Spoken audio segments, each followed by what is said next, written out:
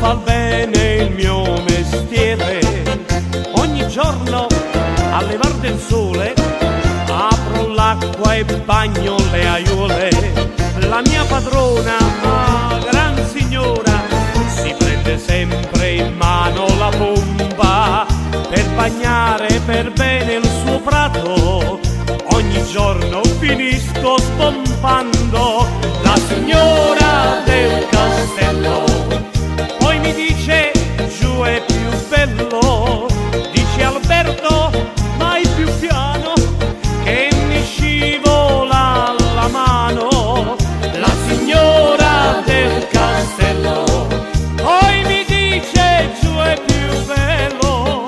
Cogli Alberto questo fiore, ci hai bagnato con amore.